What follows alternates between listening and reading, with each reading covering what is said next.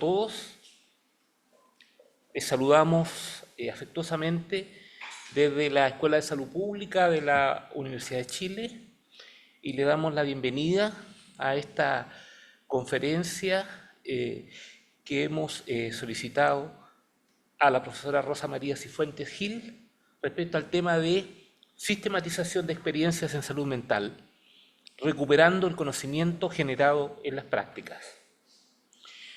Esta es una conferencia que ha sido gestionada desde el programa de salud mental de la Escuela de Salud Pública en relación a nuestro magíster de salud mental y psiquiatría comunitaria. Rosa María Cifuentes Gil es una trabajadora social colombiana, licenciada en Educación Familiar y Social de la Fundación Universitaria Monserrate de Colombia. Además, es licenciada en Ciencias Sociales, magíster en Educación, con énfasis en Educación Comunitaria de la Universidad Pedagógica Nacional en Bogotá, Colombia. Rosa María es vicerrectora académica y pedagógica en el Instituto Especializado de Estudios Superiores Loyola en San Cristóbal, República Dominicana. Ella ha estado colaborando con nuestro programa de magíster, ha estado dictando un curso sobre sistematización de experiencias para el equipo docente y estudiantes de nuestro magíster que está por concluir en estos días, y le hemos pedido, aprovechando un viaje a Chile que ella ha hecho en términos personales, que nos dicte esta conferencia. Quiero agradecer la posibilidad de que Rosa María esté acá, a Verónica Iglesias, y encargada de posgrado de la escuela, y también al profesor Joan Calventus, quien ha sido fundamental en la construcción de este curso que Rosa María ha estado dando. El profesor Calventus ahora circunstancialmente está en Barcelona por temas familiares, pero sufriendo por no estar aquí con Rosa María. Sin más, entonces, y agradeciendo la gentileza de Rosa María para con nosotros, iniciamos esta conferencia. Rosa María. Bueno, ¿me escuchan bien? Buenos días a todos y todas quienes nos acompañan en este momento o posteriormente. Muchas gracias por esta invitación y desafío para hacer conversar las ciencias sociales con las ciencias de la salud. Eso me parece muy bonito, que estamos construyendo vínculos de saberes desde la academia y para otros escenarios. Esta conferencia se llama Sistematización de experiencias en salud mental, recuperando el conocimiento generado en las prácticas. Ustedes ven que hay unos colores bastante diversos en la presentación, como el arco iris de la vida y la complejidad que tenemos. Esos colores corresponden a la multidimensionalidad y a la complejidad de la vida. Entonces voy a dar los códigos porque toda la presentación va a tener esos colores para que naveguemos en esa multidimensionalidad. El primer color que aparece es el color fucsia, que tiene que ver con la dimensión estética, simbólica, cultural, hermenéutica. El segundo color que aparece es el color morado, que tiene que ver con la dimensión ontológico, ético, político, ideológica. Opciones de poder, de transformación, la mirada crítica que va a ser central en esta presentación. El color verde, que tiene que ver con la dimensión epistemológica, conocimientos, teorías, investigación, disciplina, interdisciplinaridad, etc. El color naranja va a tener que ver con la dimensión metodológica, métodos, técnicas, instrumentos, procedimientos, estrategias. Y yo sé, por experiencia, que mucha gente cuando quiere hablar de sistematización piensa en lo naranja. Y mi primer desafío es que vamos a pensar multidimensionalmente la sistematización. Es decir, que lo naranja, que es lo metodológico, es uno de los componentes de la sistematización, porque yo planteo que no es solo un método, una técnica, un instrumento, una herramienta, un procedimiento, sino que está enmarcada en esa multidimensionalidad y espero aportar a enmarcarla en esa multidimensionalidad. Y aquí me falta un color que aparecerá en otras diapositivas, que es el color azul, que tiene que ver con la dimensión pedagógica, didáctica. Enseñar, aprender, todo lo que viene de saberes de la pedagogía y la educación. Muy bien, entonces voy a comentar la ruta de la presentación. El primer elemento de esta ruta de la presentación es una cita de Oscar Jara, que creo que puede ser la persona más leída en América Latina sobre el tema. Él plantea que somos objetos de conocimiento, nosotros, y de transformación, y que por ello nuestra práctica cotidiana está repleta de enseñanzas que debemos convertir en aprendizajes. Eso entraña el riesgo de hacer reflexiones poco críticas y justificadoras de nuestro quehacer, por lo cual nosotros necesitamos tomar distancia crítica de nuestras experiencias sin anular su riqueza subjetiva. Y parte de todo lo que yo voy a estar presentando hoy es esa mezcla y de cómo esa subjetividad permea cualquier proceso de conocimiento y en este caso de sistematización. Una vez que hacemos sistematización a fondo, no volvemos a ser las mismas personas y el gusanillo de estar mirando críticamente lo que hacemos y pensamos no nos va a dejar tranquilos. Digamos que espero inspirar con esto esa mirada compleja, multidimensional. Voy a comentarles cuál es la ruta de esta presentación. Vamos a ver 3 momentos. Es una presentación también compleja. Trato de dar un contexto general inicial que tiene que ver con ese abordaje epistemológico de los sustentos de la sistematización de experiencias, que la vamos a ver con una SE en toda la presentación. Primero vamos a presentar el río de la vida de la sistematización de experiencias. El río de la vida tiene que ver con la ubicación en el contexto y la historia de por qué se habla de sistematización y de muchos cambios. Esto tradicionalmente se ha llamado la línea del tiempo. Pero el concepto de río de la vida nos está implicando movimiento, dinámica, meandros, avances, retrocesos, porque línea del tiempo es lineal y queremos dar cuenta de que no es un proceso lineal que ha tenido sus altas y sus bajas en su desarrollo histórico. El segundo componente en los sustentos va a ser significados. Básicamente vamos a trabajar 4 definiciones de sistematización. Pudiéramos encontrar 100, 200 sistematizaciones, o sea, va a haber muchísimas. Me quedé con 4 para tratar de ayudar a focalizar estas ideas. Y luego vamos a ver sentidos. Con sentidos estoy ubicando algunos criterios desde lo epistemológico al pensamiento y el abordaje de la sistematización, pero también desde las ciencias sociales, cómo nos nutrimos para pensar en la sistematización de experiencias. Están ubicados todos en verde porque de alguna manera es un sustento epistemológico.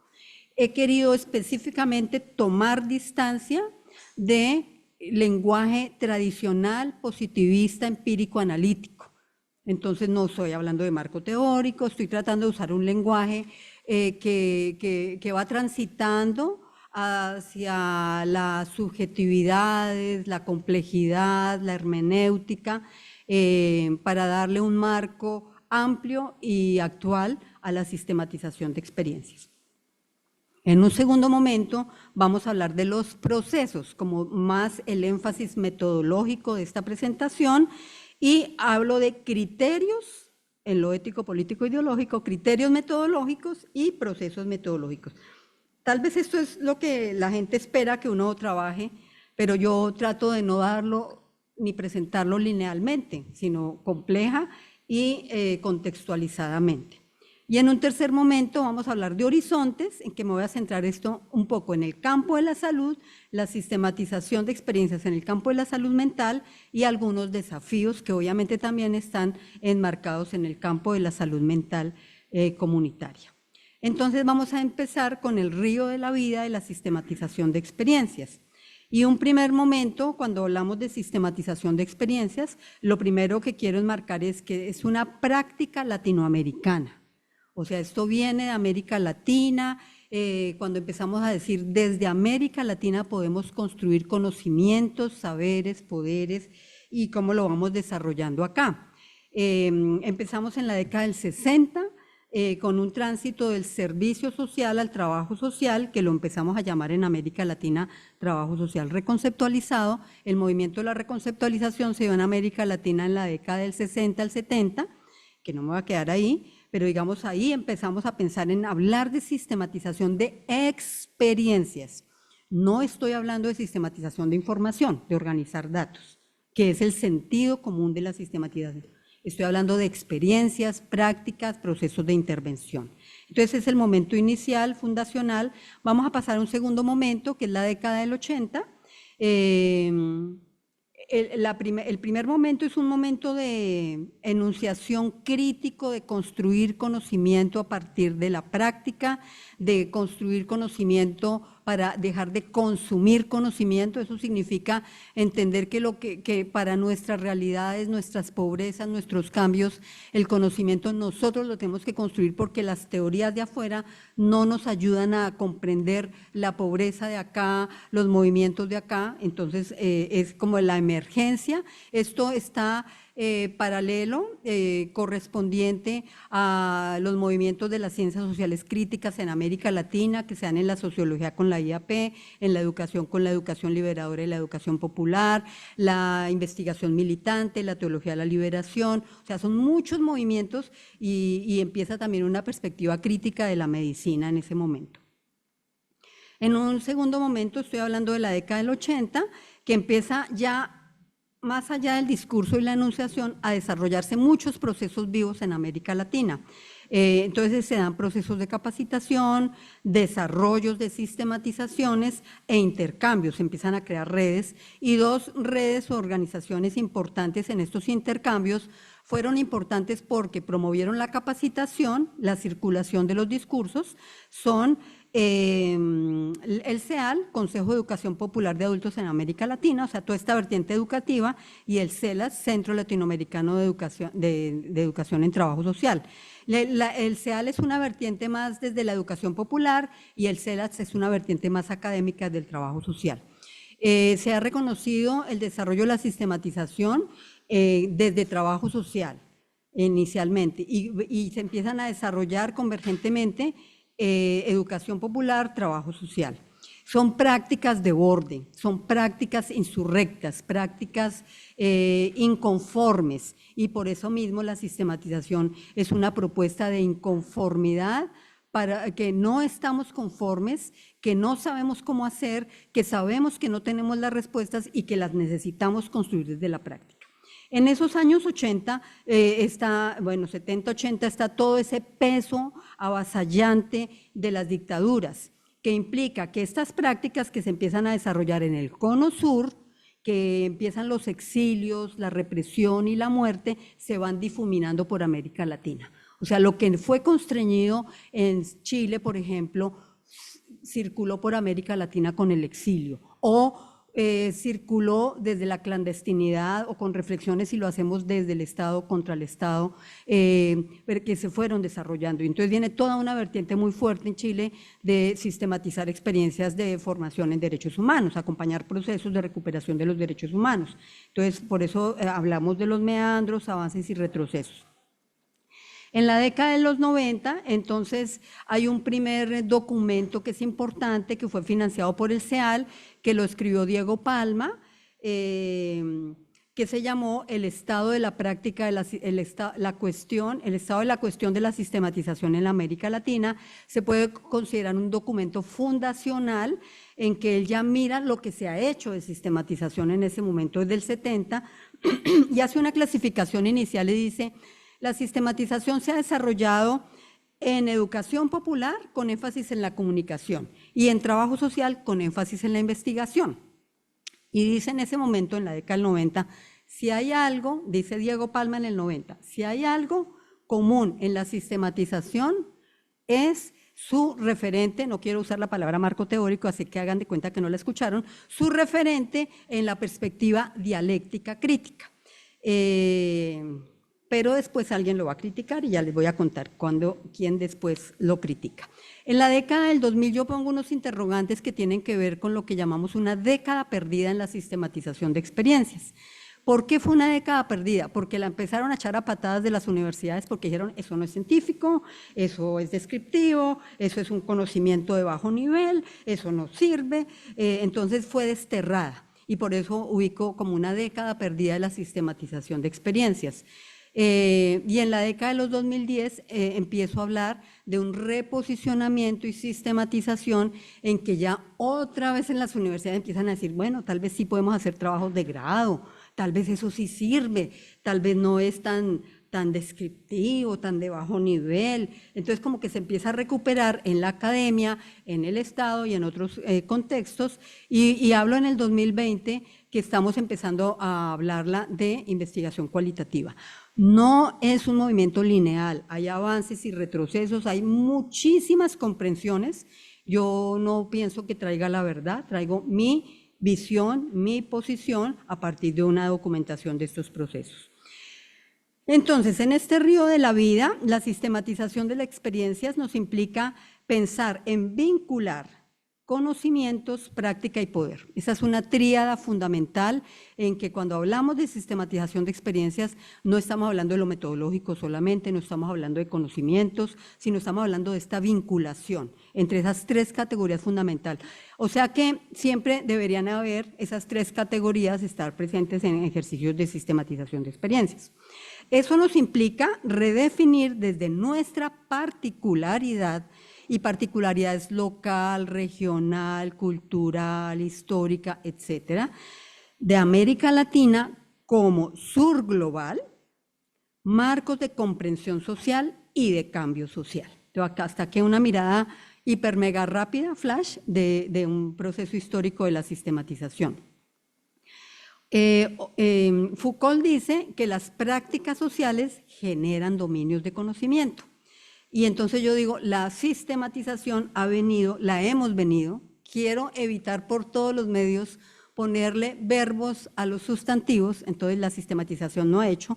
Quienes actuamos en la sistematización hemos hecho, somos los sujetos empoderados quienes hacemos, hemos venido configurando e instituyendo la sistematización como práctica de construcción de conocimiento. Y luego dice Alfonso Torres y Lola Sendales que la hemos venido configurando como un campo autónomo de las prácticas sociales alternativas. O sea, es una práctica autónoma de construcción de conocimiento, y Óscar Jara plantea que hay 8 corrientes prácticas renovadoras de interpretación e intervención. O sea, que necesariamente estamos conjugando intervención, interpretación, poder, empoderamiento. Entonces, esas prácticas son la investigación, acción participativa, la educación popular, el trabajo social reconceptualizado, el teatro del oprimido, la teoría de la dependencia, la educación de adultos, la teología de la liberación, la comunicación popular, y ahí pudiéramos decir la medicina crítica. ¿Cuál sería el nombre? ¿Medicina crítica? Salud, puede ser salud colectiva. Salud colectiva, entonces está ahí. Pues no la tengo yo porque no soy médica y no vengo del área de la medicina, de la salud. Muy bien. Entonces, en esas prácticas lo que estamos intentando es vincular teoría práctica, o sea, no hay teoría por fuera de la práctica, no hay práctica sin teoría, con compromiso social, o sea, compromiso social con la teoría, los vínculos investigación-intervención, los vínculos con la transformación, con la acción y con el conocimiento. Entonces estamos empezando a construir estas dialécticas en estos procesos y vamos a mirar desde qué tipo de lugares y actores se ha creado, desde espacios de educación informal, desde colectivos de base, desde programas de formación en trabajo social, desde ONGs, desde experiencias de innovación en educación formal y desde espacios territoriales. En estos lugares hemos venido hablando de sistematización. Entonces son lugares que llama Alfonso Torres liminales, de borde, de margen. Entonces, ¿quiénes sistematizamos? Aquellos que estamos siempre como desacomodados y aquellos que sabemos que no tenemos las respuestas, porque como hay un proverbio aymara, cuando tenía todas las respuestas me cambiaron las preguntas. Entonces tenemos que ir construyendo las respuestas en contexto con los sujetos, porque no lo las sabemos aunque sepamos cosas, pero para ese escenario, en esa cultura y con esos sujetos tenemos que construir respuestas. Entonces, ya históricamente, dice Óscar Jara, seguimos haciendo camino al andar y hoy seguimos haciendo nuevos escenarios y nuevos contextos. La sistematización volvimos a traerla, a permitirla legitimar en la academia con procesos de innovación en educación formal, en educación superior, vínculos de educación superior, educación formal, procesos de formación, vinculación, investigación, que tradicionalmente lo llaman extensión universitaria, y que yo trato de que vayamos a unos conceptos menos impositivos, verticales y autoritarios. Vinculación con el medio. Vinculación con el medio, exactamente. Yo escribí la palabra vinculación, que estoy conjugando vínculo con acción. Ahí para pensar eso de vinculación con el medio, extensión universitaria y demás. También en organismos internacionales, porque hoy nos dicen, yo le financio un proyecto, pero usted me entrega una sistematización. Y ahí la desdibujamos porque la volvimos uniforme, para que nos den plata. Y hacer una sistematización con un informe para que nos den plata, es decir, todo fue bonito y logramos la experiencia. Y ese no es el sentido de sistematizar, porque es muy importante cuando uno sistematiza experiencias dar cuenta del error, porque el error es, desde la perspectiva del constructivismo, uno de los principales dispositivos de aprendizaje. Pero eso los escondemos en un informe que nos financian. Entonces digo, está condicionada. Y los organismos, cualquier organismo nos dice, y entonces me entrega la sistematización y nosotros jugamos a informar. Ahí desnaturalizamos la sistematización. Y el Estado en el Estado la parametrizamos. Entonces las organizaciones contratan con el Estado y lo mismo pasa parecido con los organismos internacionales, los partidos políticos. Hoy todo el mundo sistematiza. Entonces ahí hay un riesgo terrible que necesitamos abordar, que es evitar la cooptación y la desnaturalización. Y yo, que me considero una militante de la sistematización de experiencias, vengo a eso, a decir, es compleja, no es una herramienta, es política, subversiva, transformadora, y ya lo hacemos personas que estamos inconformes, desacomodadas y que queremos ir construyendo sobre la práctica. Y en el campo de la salud también se puede hacer eso, porque a veces uno percibe que en el campo de la salud algunas personas se consideran que están instauradas en la verdad y los demás no sabemos, y eso lo llama Boaventura de Sousa epistemicidio. Y no, nosotros somos un poco subversivos con la construcción de conocimiento. Voy al segundo punto, que son los significados. Este es un texto clásico de Óscar Jara, entiendo que es su libro que se llama Sistematización de Experiencias, Teoría y Práctica y Teoría para otros mundos posibles. Ese libro debe tener más de 20 ediciones, casi que tiene una edición por cada país. Se consigue digital, o sea, la van a conseguir muy fácil. Es fruto de su tesis doctoral en sociología en Brasil. Él es un educador popular, peruano, que por cosas de la vida vive en Costa Rica, y eso también me interesa documentarlo en esta presentación, esos tránsitos de las personas por los territorios y la territorialización de estas prácticas. Entonces, Óscar Jara dice que la sistematización es una interpretación crítica de una o de varias experiencias, a partir de su ordenamiento y reconstrucción, en el cual descubrimos o hacemos explícitas la lógica y el sentido del proceso vivido. Eso no se ve. O sea, la lógica del proceso vivido de una experiencia no se ve así, aparentemente, no. Eso hay que bucear en la experiencia. Por eso es mucho más que una descripción, porque hay que ir a la profundidad. Hay que ir como en el iceberg, hacia adentro, a ver su complejidad. En esa sistematización vamos viendo los factores que incidieron en la experiencia, cómo se relacionaron, que eso tampoco se ve a simple vista, cómo se relacionaron entre sí y por qué de ese modo. Sistematizar experiencias posibilita producir conocimientos y aprendizajes. Estamos en el plano de la epistemología y la pedagogía. Significativos, y no me voy a detener mucho, pero eso de significativos es transformadores, empoderadores. Apropiarnos críticamente de las experiencias vividas, saberes y sentires en las experiencias, comprenderlas teóricamente y orientarlas al futuro con perspectiva transformadora. Por eso implica un marco dialéctico, interpretativo, crítico, histórico, desde un enfoque de género. Entonces, hemos venido sumando enfoques a la sistematización de experiencias. Entonces, lo primero que quiero decir es complejo. Ahí están todas las categorías y todas las dimensiones, la multidimensionalidad de la complejidad de la que hablo. Y yo la planteo aquí con Gabriela Pantoja Kaufman. Publicamos un libro en el 2019 que se llama Sistematización de experiencias para construir saberes y conocimientos desde las prácticas, sustentos, orientaciones y desafíos. Este fue publicado por Editorial Brujas, Argentina, en Córdoba. Tiene versión digital y versión física. Entonces, aquí lo planteamos como una apuesta. Decimos, la sistematización es una apuesta, lo cual significa que uno sistematiza desde antes de vivir la experiencia, o sea, porque tiene la intención. Y una propuesta, apuesta y propuesta para construir socialmente conocimientos situados, específicos, particulares, perspectivos, transformadores, saberes, poderes, aprendizajes, desaprendizajes. Uno sistematiza para desaprender. ¿En qué me equivoqué? Esa no me vuelve a pasar. Rupturas y cambios. Aquí me quiero detener con los adjetivos calificativos de conocimientos. No dice teóricos, verificables, válidos, generalizables. Toda la formación que tenemos de la ciencia empírico-analítica tradicional, esto va en contra de todo eso. O va en contra. Entonces, también la hemos visto más recientemente como una investigación o un tipo, modalidad de investigación cualitativa y crítica y prospectiva sobre, desde y para aprender de las experiencias. Entonces, ¿cuál es el objeto de la sistematización? La experiencia, la práctica vivida. Como una responsabilidad con las experiencias. O sea, por eso es una apuesta, porque queremos ser responsables y porque estamos comprometidos con ser atinados en el hacer. Implica desarrollar procesos metodológicos que posibilitan reflexionar. No hay sistematización sin reflexión. Si no nos hacemos preguntas, si no estamos inconformes, no podemos sistematizar.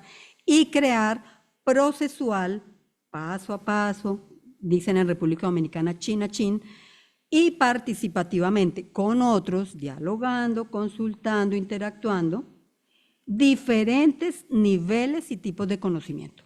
No dije ni diré teoría.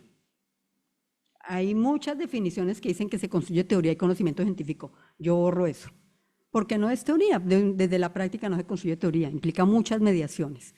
Para llegar a construir teorías de la práctica habría que sistematizar muchas sistematizaciones. Y eso se puede hacer desde la academia con un proyecto de investigación en vinculación responsablemente sostenida.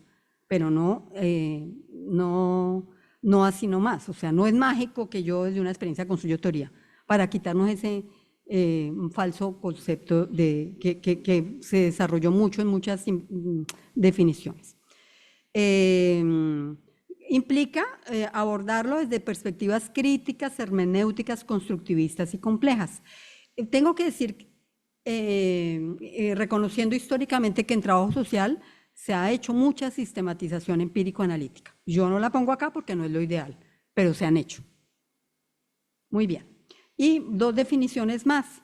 Ya desde la descolonización, más contemporáneas, en esta perspectiva crítica renovada, Elsa Folkenbach de Brasil nos plantea, ella trabaja en una universidad de educación popular en Brasil que se llama Unicinos, que la sistematización nos permite problematizar la racionalidad técnico-científica moderna, nuestro tiempo, nuestras prácticas, el lugar político y social de esas prácticas, el lugar cultural y epistemológico de esas prácticas. Implica reconocer cómo operan los dispositivos de poder en casos singulares, en la cultura, en las condiciones que hacen posible esa operación de los dispositivos de poder, los efectos de poder saber que producen y cómo podemos actuar para transformarlos.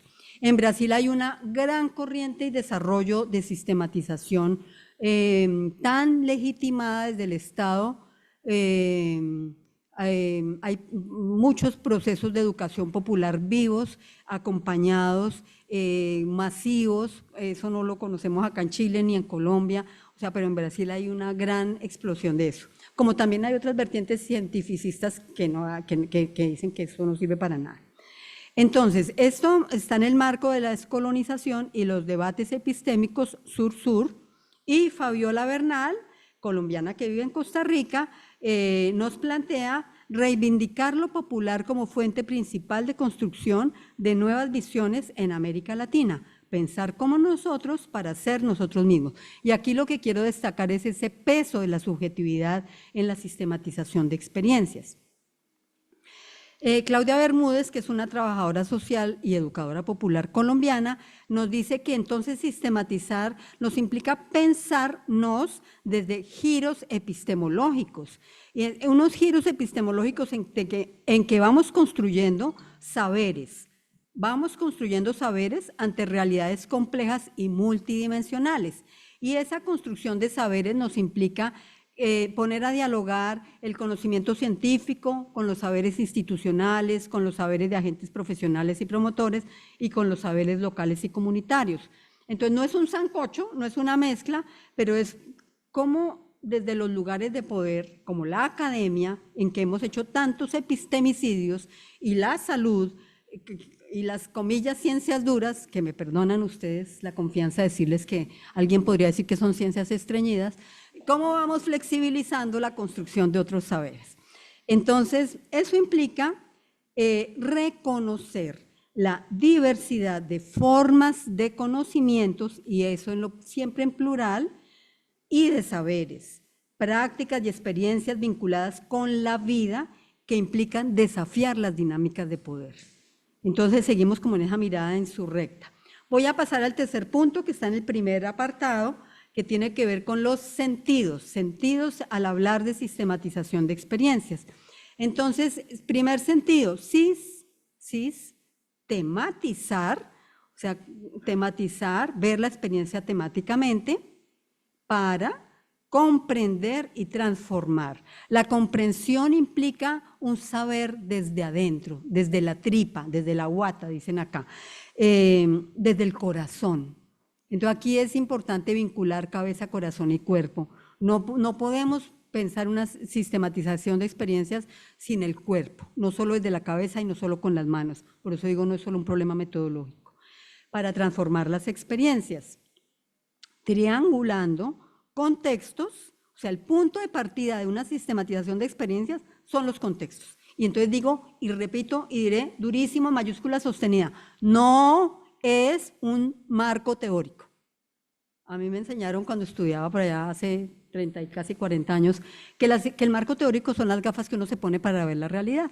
Y cuando uno piensa en sistematización, uno dice, yo tengo mis ojos para ver la realidad, tengo unos saberes intuitivos, artesanales, corazonales, corporales, que necesito que emerjan en el proceso de sistematización.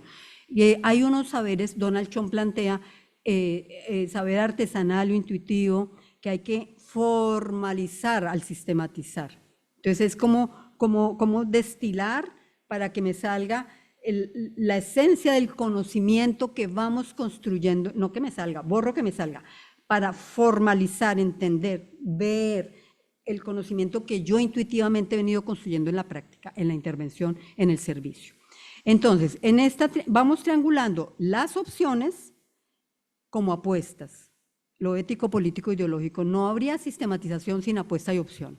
Y esas opciones implican reconstruir las experiencias y usar los conocimientos que vamos aflorando desde las experiencias, los saberes, los sentidos, los aprendizajes, los poderes pertinentes en contextos situados relevantes, transformadores. O sea, es bien complejo. Afianzar espíritus democráticos emancipatorios, reconocer entonces para quién y para qué y qué tipo de participación se posibilita. No la hacemos solos, ni en un escritorio, ni como tesis para sacar una buena calificación, la vamos haciendo con otro. Ahora queremos hacerla también como tesis, pero tiene todas estas implicaciones. Y también triangulamos los procesos en la propuesta metodológica, procesos no extractivistas, no vamos a chuparle a la gente la sangre para pedirle información, que es lo que hemos hecho históricamente en muchos lugares.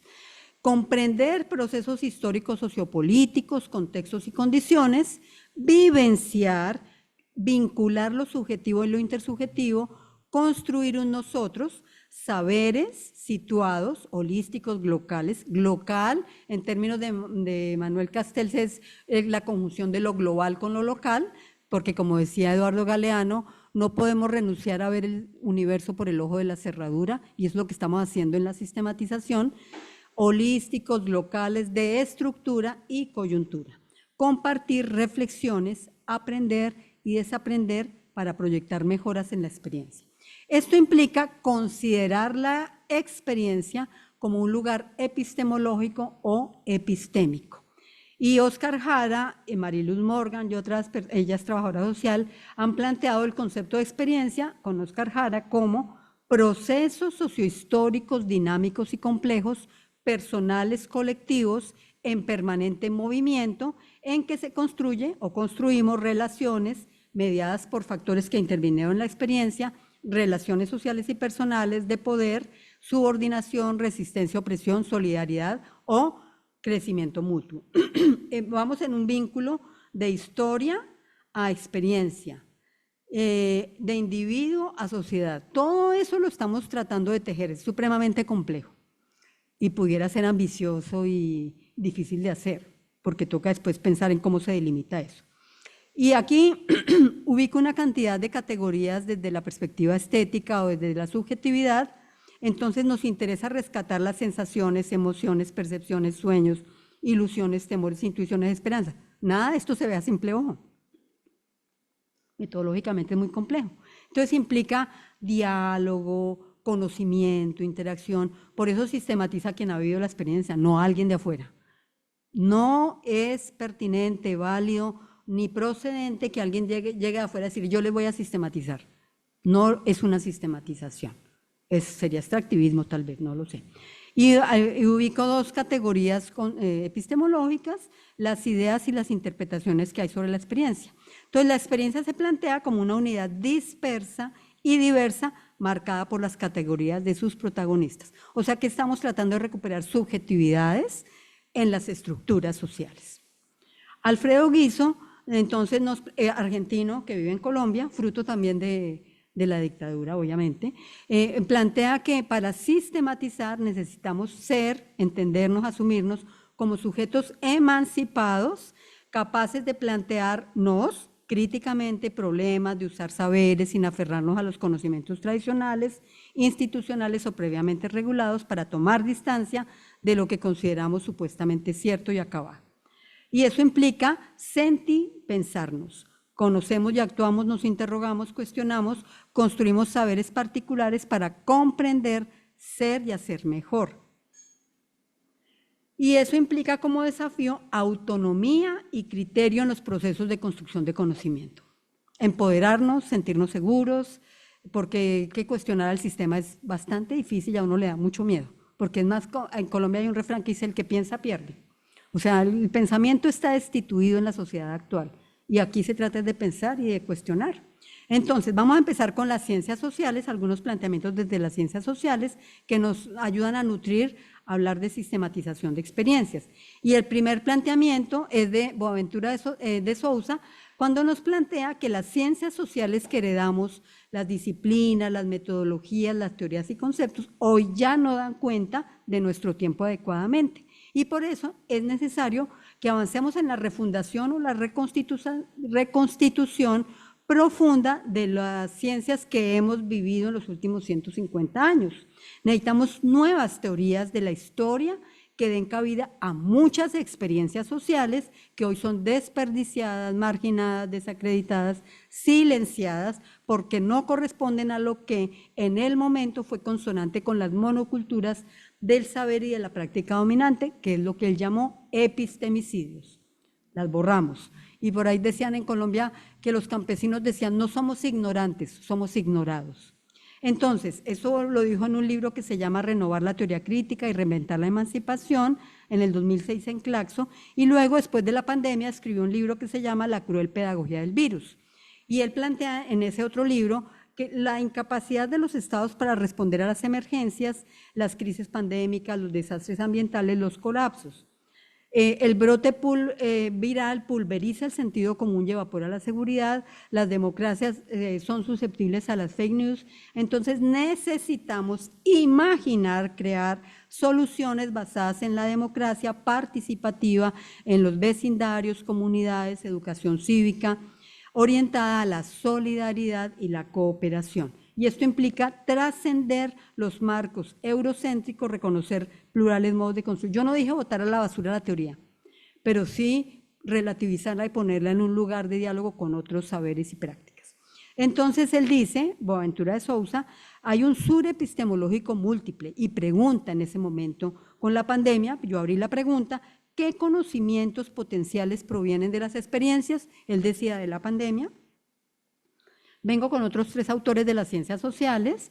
Katherine Walsh nos invita a transgredir y derrumbar la matriz colonial renovada, presente en nuestras vidas, a crear otras condiciones de poder, saber, ser, estar y vivir que apunten a convivir en un nuevo orden y lógica desde la complementariedad de particularidades sociales. Y Hugo Semelman, chileno, becario de la Fundación Pinochet en México, nos propuso pensar epistémico, colocarnos al construir conocimiento, formar pensamiento como postura, como actitud, destacar el protagonismo de los sujetos, su condición de agencia, de actores sociales, significados e intersubjetividad. Los discursos son básicos en los procesos sociales y en el devenir histórico. A Semelman se le reconoce mucho todo el posicionamiento de las subjetividades y de la historicidad en la construcción de conocimiento, que la historicidad también la planteó Freire. Y Silvia Rivero Cusicanqui nos dice entonces, construyamos potenciadores pluriálogos, no diálogos. Y eso metodológicamente es una clave muy importante para la sistematización. Entonces aquí voy a hacer un diálogo de Morán con una autora de sistematización en la perspectiva compleja. Morán nos dice, necesitamos comprender multidimensionalmente, pensar complejamente la acción cotidiana, porque cualquier aspecto de la experiencia humana se puede entender de forma multifacética. Entonces, una definición de la sistematización en este horizonte la plantea Cecilia Díaz Flores en Costa Rica, que dice, la sistematización de experiencias es un proceso de conceptualización de las prácticas, un ejercicio ético y estético que implica expresar sensibilidades acordes a procesos investigativos y pedagógicos autónomos, integrar saberes y ciencias, fomentar conocimiento comprometido con la transformación, relacionar la creatividad, arte, conocimientos desde las experiencias, develar relaciones para descubrir orden y desorden en las experiencias, bien y mal pensar en las experiencias en las organizaciones consideradas como estructuras complejas. Y entonces ya voy más desde la pedagogía, con unos autores más desde el ámbito de la pedagogía. Bueno, Charles Wright Mills es sociólogo, tiene un libro que se llama Artesanía del Trabajo Intelectual, y él dice que el que conoce no debería jamás desligar su vida de su trabajo y de su pensamiento. O sea, que lo hacemos porque nos dicen, sea objetivo, no meta sus sentimientos, o sea, no, entonces aquí es al revés. Entonces, en ese libro de Artesanía del Trabajo Intelectual, él dice como que toda la vida del intelectual pudiera ser como un fichero, como un diario, en que va aproximándose a las teorías para que esas teorías vayan dialogando y nutriendo sus horizontes de búsqueda. Y yo creo en eso y lo he vivido así. Donald Schoen, norteamericano, también, ellos dos son gringos, o sea que también estamos usando como referentes a los gringos también. Él plantea la reflexión en la acción, saberes de la acción. Y él es el que plantea al intelectual como práctico reflexivo, y todo eso de saberes de la acción viene nutriendo más recientemente, pero desde la década del 70, la sistematización. Me he sorprendido mucho que estaba todos estos últimos días escribiendo sobre el tema, y Mariluz Morgan y Mercedes Barnechea desde el 70 citan a Schoen. Ahora en las universidades dicen, ay, vamos a hablar de Schoen, pero ellas lo citan desde el 70. Wilfred Carr y Stephen Kemis, que son europeos, uno es gringo y el otro es australiano.